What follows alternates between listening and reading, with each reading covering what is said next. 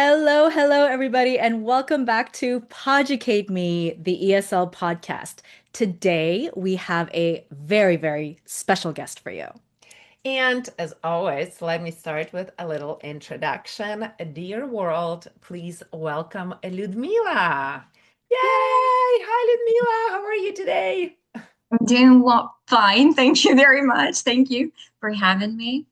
It's a Yes, pleasure. we are very excited to interview you. But of course, before we announce the topic, let me do a little intro and tell you a little bit about Liudmyla. So, Liudmyla is a very old and dear friend of mine. However, we started as colleagues. We used to work together at a private school way back Mhm. in whatever, life before Canada. It was long ago in BC, Ukraine. before Yes, Canada. before Canada. Oh, I love it. Yeah, BC, before Canada. Correct. And then gradually, this colleagueship grew into friendship. And now Liudmyla lives in Canada as well. And we have met a couple of times here in Canada because we live in different parts of Canada. I'm in Toronto. Liudmyla is all the way back in BC, but Hmm. not before Canada, British Columbia. A British lot of Columbia. BC. Yes. So a little info about Liudmyla. So many interesting things that I can say about you. But Liudmyla is a language nerd, first of all. Way back when we met first, Liudmyla was obsessed with learning the English language. And you will hear from this episode that she's conquered definitely the language in terms of grammar, vocabulary, pronunciation, and all of the All other of it. things. Yes. Liudmyla is a young and very successful entrepreneur because Liudmyla has her own language school, Yeah. which is called the English Soul. I love the name, and it describes totally the school and what Liudmyla likes doing. And another thing, very interesting one that we're going to talk about today, Liudmyla is a mother of a beautiful girl and when the girl was born, or I guess, okay, I don't even know the story, or maybe when you were still pregnant with the girl, Ludmila decided that she wants to raise her daughter as a bilingual. Mhm. And let me make a little note here. So, one thing is when you're a family of immigrants who came to Canada and you have a child here, and then your kid is being raised bilingual, right? Because they live in an English speaking country and your parents speak a different language. But at that time, Lyudmila lived in Ukraine and she had no intentions of moving anywhere Where? to an English speaking country. Oh, Mhm. Unfortunately, sad thing, but Lyudmila and her family, they had to move because of the war yeah. that is happening in Ukraine. But even before the war and before Lyudmila knew that she would be living in an English-speaking country, she wanted to raise her beautiful daughter, Emilia, as a bilingual in Ukrainian and English, living in a non-English speaking country. Wow. So that Exactly. is the topic that we're going to discuss today, raising a bilingual child. Once again, Yeah. welcome, Ludmila, and thank you so Thank much you. for agreeing to this interview. We're hoping to learn You. so much. Yeah.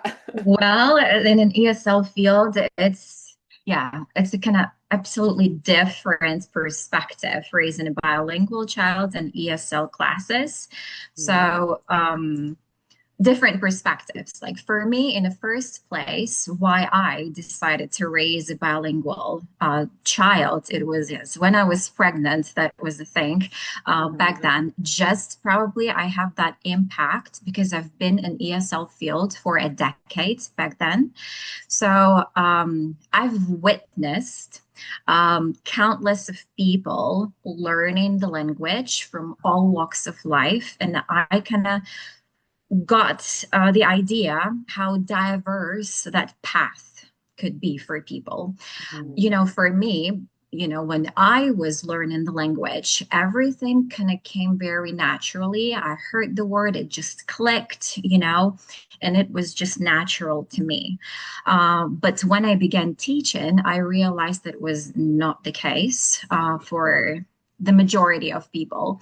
So I distinguish like three categories of people. The first category, they are just gifted, just bright. They could hear the word, they just get it right away. It's their active vocabulary, grammar, vocabulary, they're all set without efforts.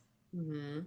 Category number two, people that are willing to learn. They know how language is important. They are curious, but they struggle, even Mhm. though they study, every week. They do everything that they are asked to do, but still they struggle. And I always feel sorry for this group because I Yeah. do see how hard they try and they Yeah. pretty much do everything that you tell them, and they are not there.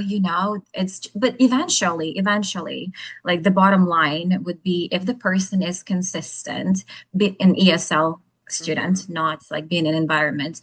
Even if you're consistent twice a week for 10 years, you'll get there. You'll still be able to speak, Eventually. communicate. Yeah. Yes, that's for sure.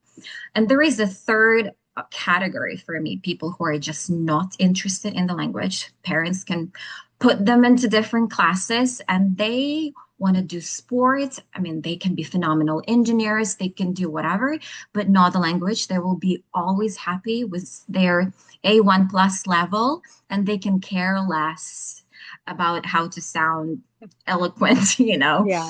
just decent. They just don't care, So, and I like having seen those different ways to acquire the languages, I was thinking, okay, the biggest gift I can give my daughter is just to raise her bilingual. The language will be the gift Nice. for her.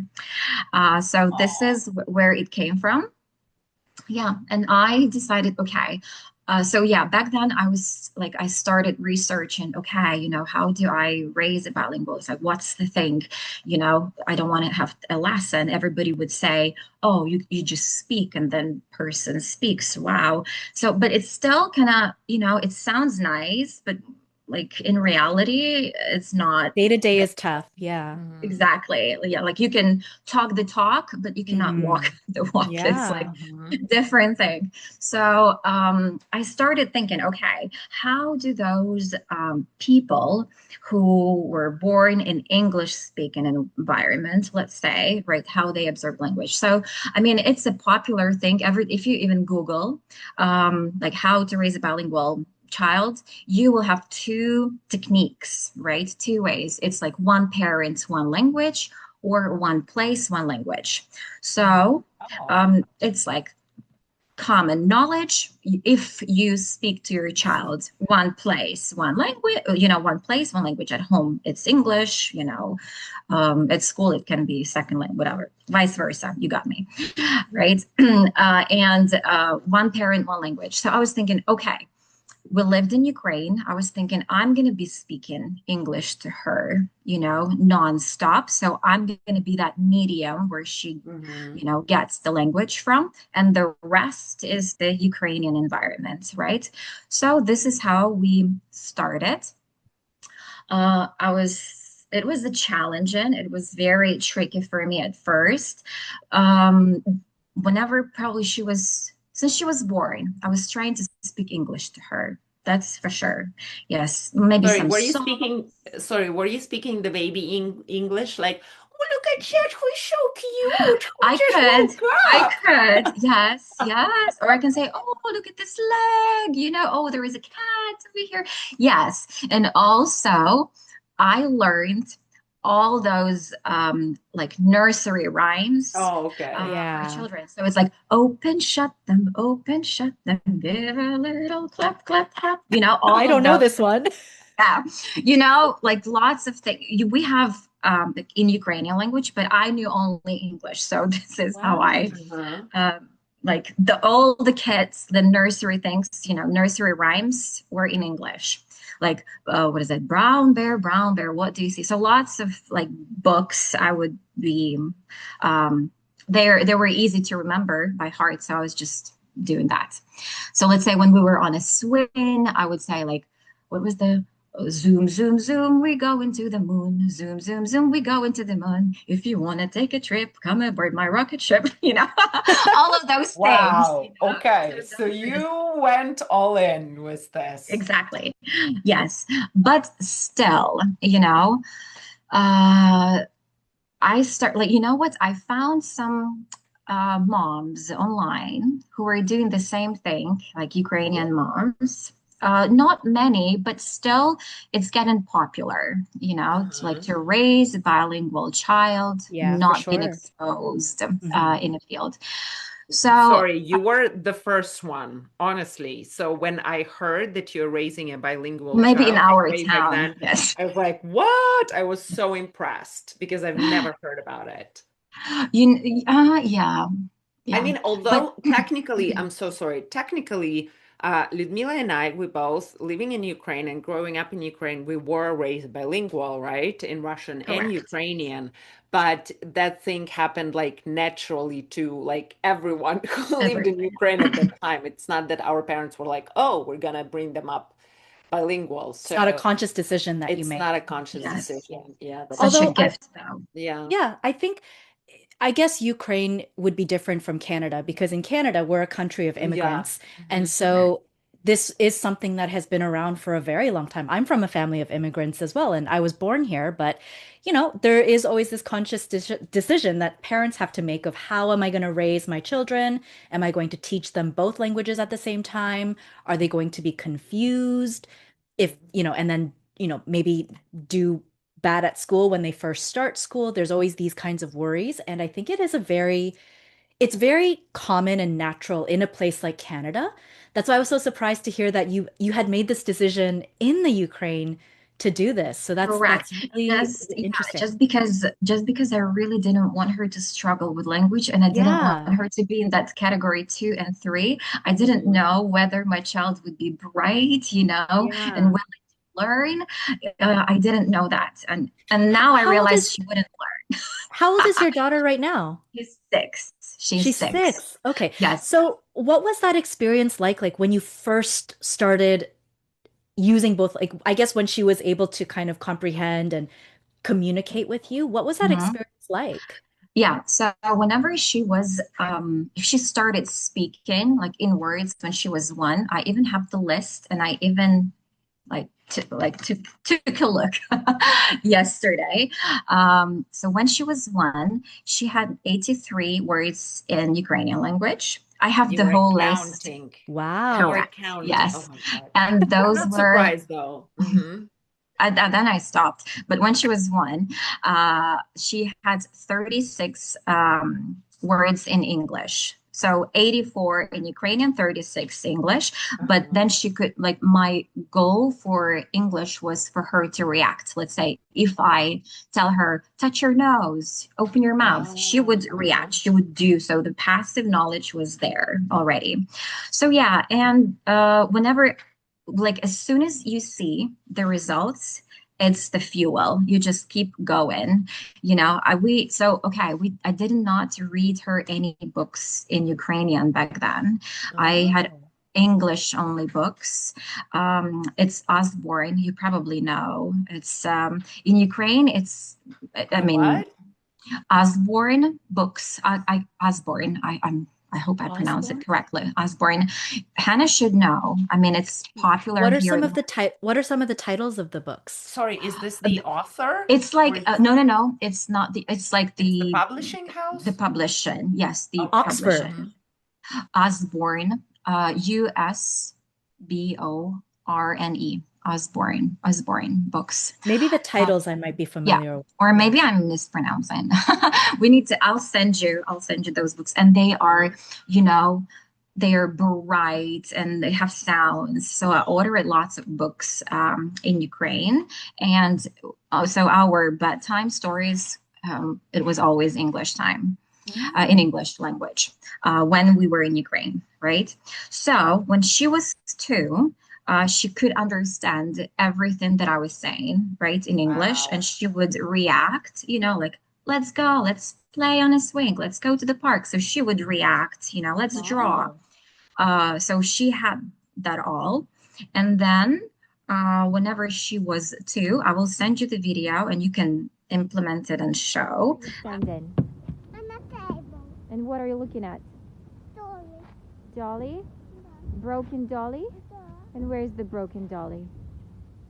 On a sandpit. Correct. Her, yeah, how she, whenever it's the age where they started, playing by themselves, and she was playing in English.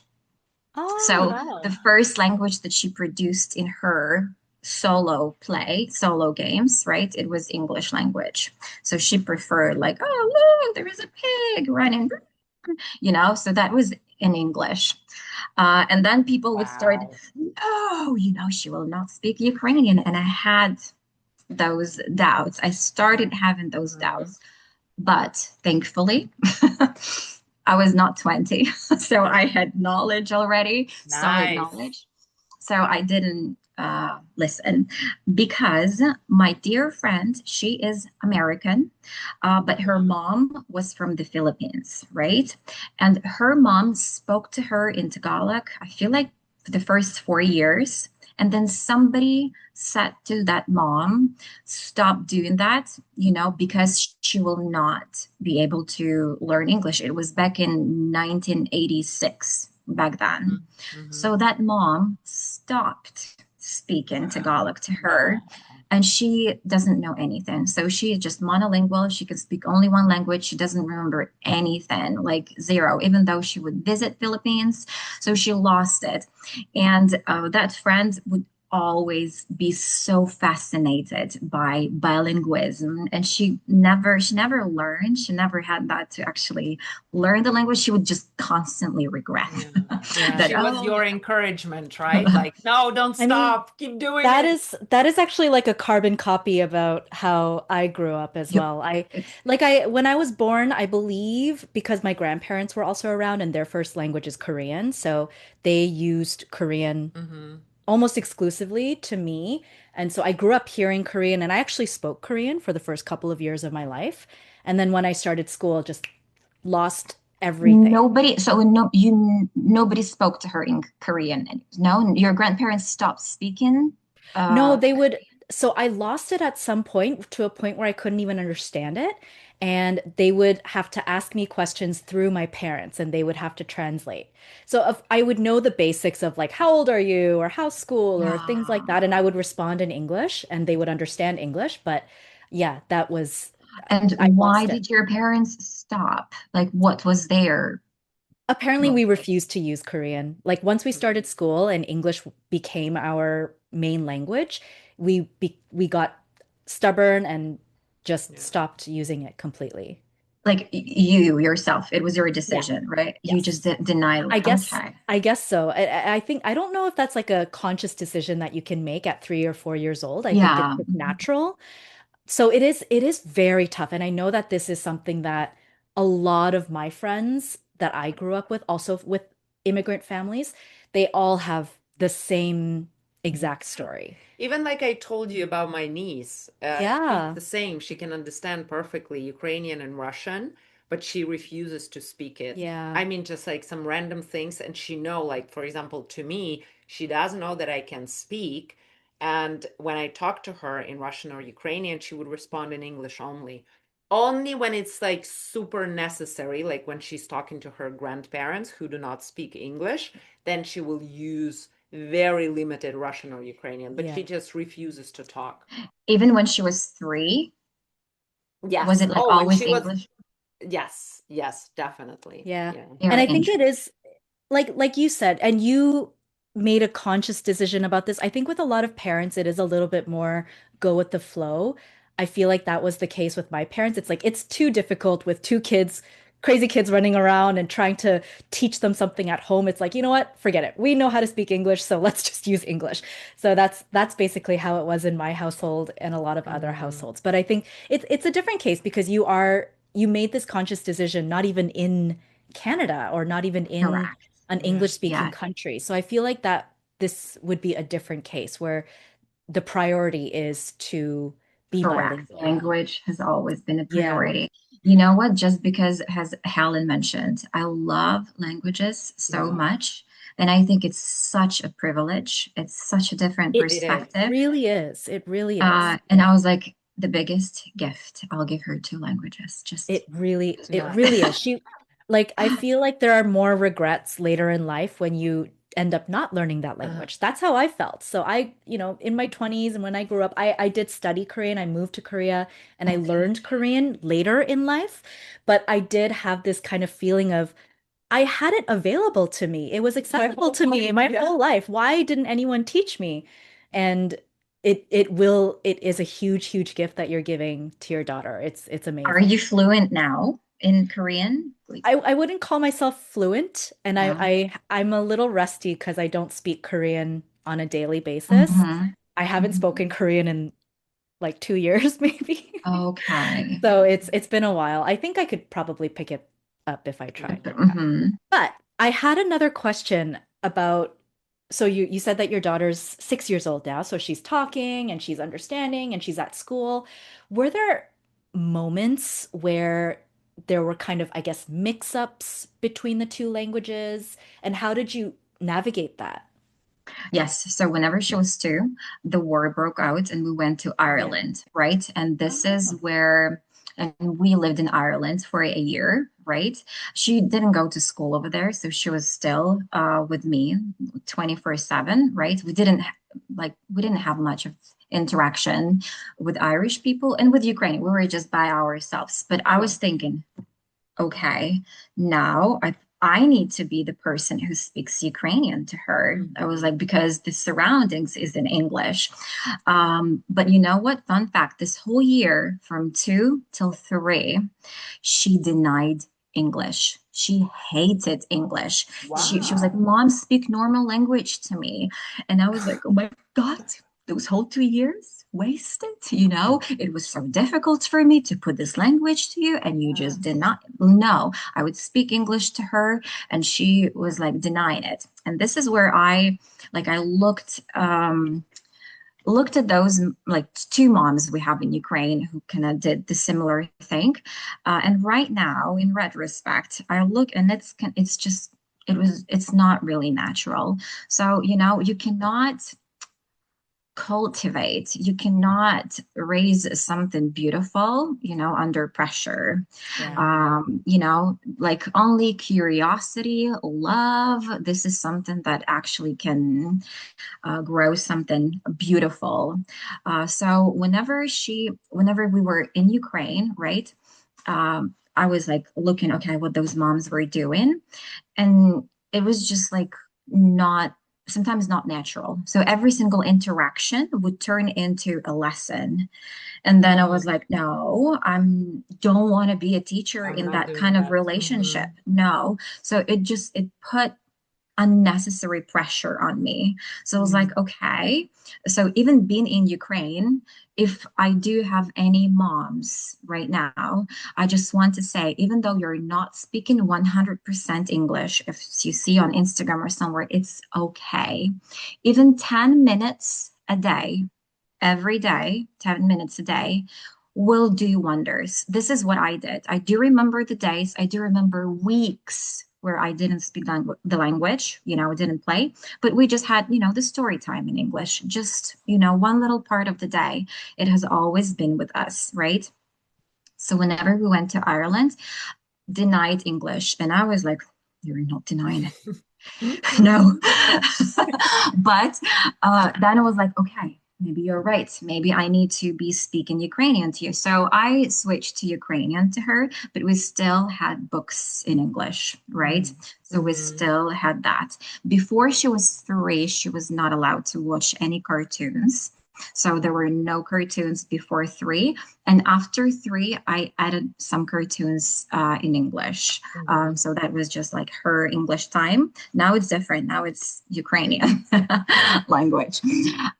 So if you want to watch, it's going to be Ukrainian.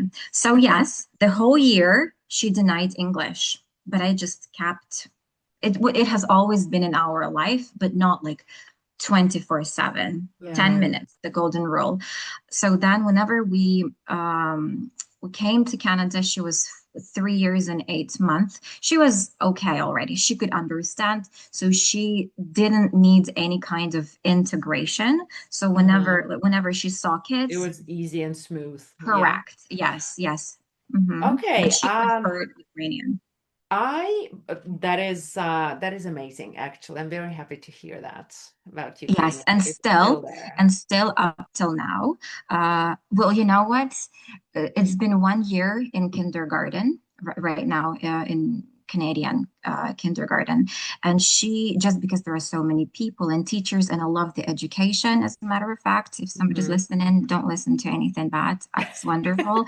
Hmm. Uh, and I do like how ESL teacher works with her in school, even though the teacher, whenever the teacher met her, she was like, well, she probably doesn't need me, but she does make the mistakes like, oh, I hurted myself, Uh-huh. So Yeah. she, like, the mistakes are there. She's not perfect in English. I mean, she's fluent, but she can make grammar mistakes. My niece is a native speaker. She does make same mistakes. I Mm-hmm. bide or things like Bide, this. I yes, that's right. seed and I'm like, you did what? Or she can say something, I didn't saw, So something like this. correct. So Yes, yeah, didn't It's great that saw. she just a has matter of yeah. it's great that she has access to an ESL teacher though, even That's the though point. even though Correct. she could be seen That's as right. fluent, but they still So, have the you option. know, you mentioned the integration, that it was like very smooth in terms of the languages. But what I wonder is, as an ESL educator, would you think that learning two different languages changes how the kids actually think and communicate? What do Well, you think in the this regard? bilingualism has so it's like you can look at research, it change your analytical thinking, it postpones dementia, or even Yes, like that thing we know. that, all things, yeah. But in terms of I understand what you're trying to ask. It's like in the wording, like would she speak in English with a Ukrainian word choice Yeah, or word what? choice, or even like the to with the language, because with the language we bring a lot of culture, right? And very Correct. often, you being an adult, Identity. when you even try to translate something into another language, and you can translate it perfectly, grammatically, lexically, It's but you still. bring part of your culture in whatever you're Mm-hmm. saying. So that's what I meant maybe by communication. Mm-hmm. Have you noticed that she's like, she speaks freely, she's very fluent, but her Mm-hmm. communication still has some, I don't know, Ukrainian flavor, let's say. No, I don't see that in her. Like, Interesting. this is something that I feel like this is a great privilege if you are exposed, if you are immersed. This is Mhm. where you lose it culturally because whenever you are among other kids, you kind of just absorb, Mhm. their mentality. Like she would say, I need my space, or like Yeah. I don't feel right, something very, very Canadian, This right? is She beautiful. I wouldn't love it. say it in Ukrainian. Yeah. Like she would not say it in Ukrainian. It's like very typically Canadian cultural thing. Like I need my space, I need my moment. It's just very Canadian. Okay, Um, awesome. I'm sorry. So see, that's actually yeah, what I meant. It does bring like culture into communication. culture, So she, whenever she needs to tell you that she needs space, she's not telling you this in Ukrainian. She's saying it Ukrainian, in English. And also correct. just exposure, like understanding that people can speak different languages. And if there is, for example, a newly immigrated peer in their Hmm. class at Yes, such a young age, they can be a lot more empathetic or understanding of other people around them, which is very tough. I mean, we can share stories galore about my childhood too, but this is also a really great benefit that kids have by being for raised sure. bilingual. Empathy, Yeah. and also I want to, like, that's the discussion, like for all of us. This Yeah. is what I witnessed whenever the war started. There is this myth. Oh, if you put a child and in the environment, miraculously, he will start speaking the language. Something that happened to your niece, right, Helen? So she was like naturally speaking the language. Nobody made any kinds of efforts, right, for Yeah. that. Okay. And I witnessed different stories when some immigrant families right now, they lived in Canada, Ireland for 4 years with their children, expecting, hoping that, oh, he goes to school, he will figure it out, and miracle doesn't happen. Yeah. The Yeah. So it's still, even if it's like 5 years old, even, whenever it's such a young age. And this is what I see. It is the myth. You cannot assume that if you put your child, even your child is 5, and do nothing, for that. Language is always, if you want to raise You need to nourish it. Yeah. correctly. Yeah, correct. Yeah, I definitely agree. Some of, everything starts at home, right? A Yeah. lot of True. the Like I mean, the education. environment does help, Yes. like being immersed in the language speaking environment does help a lot, but the support within the household, it does matter a lot. Oh my God, I feel like we just like brushed like the surface Yeah. of Oh, everything yeah. Much more to there is talk about. about. So maybe we should like definitely do The another whole episode podcast, to talk about it. the whole Yeah. playlist on bilingualism. Yeah, Yes. definitely. And have like an because again, like we share the same passion for languages and for teaching languages. I'm sure that we could have like such an interesting discussion. For sure, for sure. Yeah. All right. So we're nearing towards the end of our chat, and at the end of every interview, what we do is something called a quick fire round. And a quick fire round is where we ask you 3 questions, and you just give us your answer, whatever comes to the top of your head. Okay.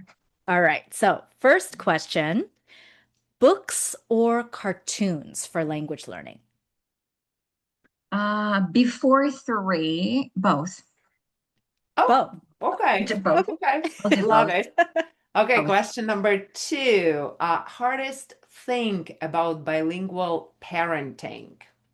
Consistency. Yeah. Oh, love it. Not even Consist just bilingual, anything is.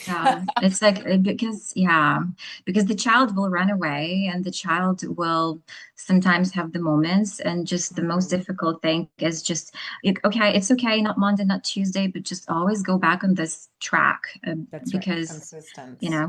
yeah, little steps. Yes, for sure. Question number 3. One word to describe bilingualism. Privilege. Oh, I love Versatility, it. maybe, or maybe versatility, Ooh, right? Is just versatility is when, good. yeah, versatility. Yeah, is just the way they think and act. The empathy is different. So yeah.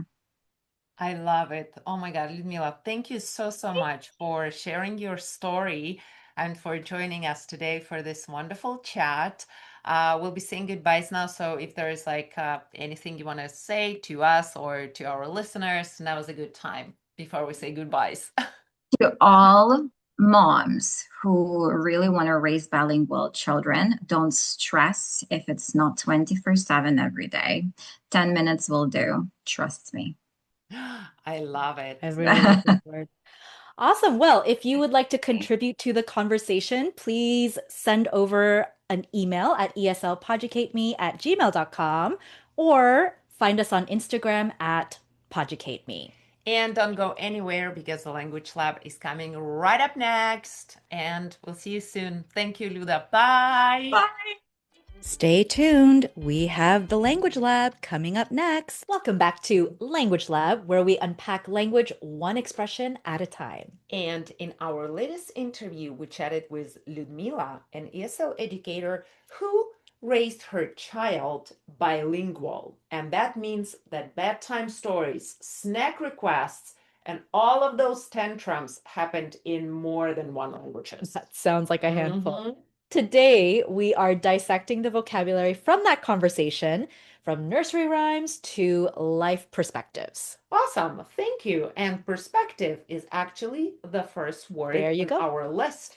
Perspective means a way of thinking about or understanding something, like learning another language gives you a whole new perspective on the world. And we say it from our own experience. That's right. Next, we have the word decade. A lot of you may not know this, but different periods of years actually have a name given to them. So Mhm. a decade is a period of 10 years. 100 years is a century. Yeah, So, Deka means 10. yeah. I don't remember in what language, but yeah, that's the thing. Walks of life. You can hear an expression, people saying that, like, oh, people from all walks of life. Yeah. And it means people from different backgrounds, different lifestyles, or different social groups. It's like our classroom Yeah. here in Canada. They bring together people from all walks of life. That's right. Even our beautiful city Yeah, of Toronto, course. Yeah. you have one city with just so many people Mhm. from all different walks of life. Next up, we have the word gifted. No, not a present, not like something you get at Christmas. To be gifted means that somebody is naturally talented or intelligent, kind of like they were born with it. So Mhm. I don't know if you had this in Ukraine, but in elementary school here, I actually don't think we have them anymore. But back You then, do. we do. Yeah. Okay. I We have have I have a friend whose kids go to gifted gifted, program. yes. So there Mhm. are gifted programs. You basically do some sort of EQ, IQ testing, and if you are found to have a higher IQ or EQ compared to your age group, you are put into a gifted class. Mhm. Interesting. Yeah. Phenomenal. I love this Yeah. word. This is the word phenomenal means extremely impressive or outstanding. And this word is a great alternative for words like amazing or awesome or fantastic. So next time you want to use one of those words, you can just say, oh, phenomenal. Phenomenal. Acquire. To acquire means to gain or to learn something over time. Basically, it's a word to say to get. You get Mhm. something. Mhm. So kids acquire language naturally, and you can acquire, for example, knowledge. You can acquire money. You can acquire a house. You can acquire skills. So many things you can acquire. The next one is an idiom. You can talk the talk, but can you walk the walk? Hmm. And the meaning is pretty much self-explanatory. It means that it's easy to say something, but harder to actually do it. It's easier said than done. Exactly. Mhm. Nursery rhymes, and these are for the little kiddos out there. Nursery rhymes are short traditional songs or poems that are usually meant for children. And they're really fun for kids. Like I grew up with a ton of nursery rhymes, and you just kind of pass them along to your kids. They're beautiful. They are, they're so Love them. fun. I Yeah, love they're them. so fun. Swing is the next word that we have on the list. And swing is a background equipment that moves back and forth. Playground equipment. Playground Yeah. equipment. What did I say? Background. Oh my God, sorry. I mean, Playground. swings can be in the background. Yeah, they can be in the background, but it's a playground equipment, goes back and forth. And I just realized that in my first languages, we use the word swing when we want to talk about like unnecessary repeated communication or repeated situation. This like, oh my God, this swing again. There's like this guy or whoever, like Interesting. back and forth, like it's happening again and again. Interesting. Mhm. Our next word is actually a language. We wanted to include it so that you could understand the context of the conversation that we were having. And this language is Tagalog. Tagalog is the major language that is spoken in the Philippines. The next expression is a carbon copy, and it's an exact copy of someone or something. Like Hannah was talking about her situation. Liudmyla brought up something in an episode, and then Hannah said, oh my God, this is a carbon copy of my childhood, how I was raised. Yeah. You know where carbon copy actually comes from? No. It is a physical thing. So back then, before we had virtual e-receipts and things like that, whenever you made a purchase, you would have to write the receipt on this paper. And when you write on it, there's another copy underneath it that Oh, uses carbon or something oh to my exactly copy. Yeah. And God. so you get a copy of this receipt, and then the customer gets a copy of this Okay, receipt. I have learned a new word Yes. because I know exactly what you're talking Yeah. about, but I never even thought about like how to. We use these things at school. Yeah, Yeah, probably. we use these things at school at some point, Yeah. and you could like it was like a black piece of paper, and you put it like in between the sheets, and then you write on one sheet, and then it will copy everything on the other sheet. Exactly. Oh my Yeah, God. that's where it comes Carbon from. copy. Interesting. The next word is the word stubborn. I love this word. I Yeah. love the sound of it. I don't really like dealing with stubborn people. Stubborn means refusing to change your mind or behavior. When you're being very stubborn about something, it means that you're like adamant that I'm not changing, I'm not moving, I will keep to my opinion Yeah. or whatever. Kind of the opposite of open-minded. Yeah. Yeah, easygoing, I Mhm. guess. Next up, we have the word retrospect. Retro is a prefix and it means in the back. So retrospect, spect meaning eyes or looking, it basically means looking back on the past. So when you say in retrospect, it means thinking back or Mm. looking at my history, basically is how you would use it. Yeah. The next word is the word cultivate, and it has a couple of different meanings. One meaning is about agriculture, Yes. when you actually work on the land, when you do some, I don't know, like cleaning it from the weeds, when you're digging it, when you're watering it, you're cultivating the field of Yeah. whatever stuff. But also to cultivate means to develop or encourage something over time. Like parents cultivate language skills through daily conversations and practices Yes. with their kids. And I guess what it means is kind of it takes a long time and it's a process It is for a something to process. grow or to Mhm. get to the Yeah. final And product you of have to something. take care of it. Exactly. Do wonders. When something does wonders, it means that it has a very positive effect. So I don't know. Personally, I have been really focusing on eating healthy these days. I was talking to you Mhm. about it. I'm really watching what I'm eating. I'm trying to be very conscious about eating whole foods and all of that stuff. And I have found that it really does wonders to my energy levels Yeah. and to my brain and my thinking. Nice. Postpone. Postpone means to delay something until later. Like children rarely postpone questions, they want answers immediately. That's right. You can postpone an appointment, you can postpone A a meeting? meeting, Yeah. all of those things. Not aging though. You cannot do that, unfortunately. I'm still looking for ways. Galore in large amounts or everywhere. So it just means a lot of something. So I have done research galore on how to postpone aging. Okay. I love the word galore. It's good. It's Oh, fun. for me, it associates with something like, I don't know, Lavish. like lavish, glamour galore, whatever, fashion galore, I love something it. like Yeah. that. Yeah. The next word on our list is the word nourish, and it's a beautiful word. And I do not know why, but this word I have association with mother in my Yeah. mind. Yeah, because to nourish means to help something or someone grow or develop. Like speaking about bilingualism, language exposure helps nourish confidence and identity. That's right. Love it. Consistency. Consistency is when you are doing something regular in the same way, like you have a set schedule and you follow that schedule without fail, no matter how hard it Mhm. is. Yeah. Versatility, beautiful word. Love it. Versatility means the ability to adapt or do many different things. Like again, bilingual kids or people who speak more than one language, they often develop incredible communication versatility. That's right.